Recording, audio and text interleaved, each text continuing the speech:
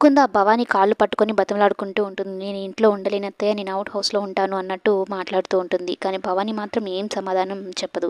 మురారి మాత్రం అందుకు సంతోషిస్తాడు. ముకుంద చెప్పింది నిజమే కదా పెద్దమ్మ, ఇంకా కృష్ణ అవుట్ హౌస్‌లో ఉండాల్సిన అవసరం ఏముంది, ఇక్కడే ఉంటుంది అని అయితే చెప్తూ ఉంటే, రేవతి నేను మనసులో అనుకునే మాట ముకుంద విన్నట్టు పెద్దక్కతో చెప్పింది అన్నట్టు మాట్లాడుతూ ఉంటుంది. ఇక భవాని సమాధానం కోసం ఎదురు చూస్తూ ఉంటారు. అయితే భవాని కృష్ణని ఇంట్లో ఉండడానికి ఏర్పాట్లు నువ్వే చూసుకో రేవతి అని అయితే చెప్పడంతో మురారి సంతోషపడతాడు. అందరూ సంతోషపడతారు. ఆఖరికి ముకుంద కూడా. ముకుంద ప్రవర్తన చూస్తుంటే పూర్తిగా అంటే తన తప్పు తెలుసుకొని పశ్చాత్తాపంతో బాధపడుతున్నట్టు, కృష్ణ మురారీలు కలిసే ఉండాలని బలంగా నమ్ముతున్నట్టే అనిపిస్తుంది.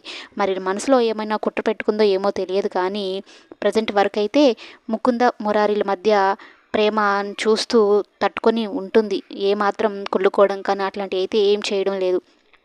ఇక కృష్ణ భవాని ఇంట్లోకి ఉండొచ్చు అని చెప్పగానే సంతోషపడిపోయి ఎగిరి గంతులేసేసి కిందు మీదు తెలియకుండా భవానీనే ఏకంగా చేయి కొట్టడానికి అన్నట్టు వెళ్ళిపోతుంటేదో ఈ తింగర్ వేషాలే తగ్గించుకుంటే మంచిది, లేదంటే నువ్వు మరలా అనేది లేదత్తయ్య నేను బుద్ధిగా ఉంటాను, చిన్నత్తయ్యకి వంటలో హెల్ప్ చేస్తాను, మా ఆయనకి ఆఫీస్ నుంచి రాగానే సేవలు చేస్తాను ఈ కృష్ణపాటి కృష్ణ చెప్పుకుంటూ ఉంటే భవాని ఎప్పుడో వెళ్ళిపోయి ఉంటుంది. ఇంకా పెద్ద వెళ్ళిపోయి చాలాసేపు అయిందని చెప్పడంతో కృష్ణ అవునా వెళ్ళిపోయిందా అన్నట్టు అంటూ ఉంటే అందరూ నవ్వుకుంటూ ఉంటారు. ఇక కృష్ణ తింగరతనం అల్లరి ఇక ఇంట్లో మొదలైనట్టే చెప్పాలి.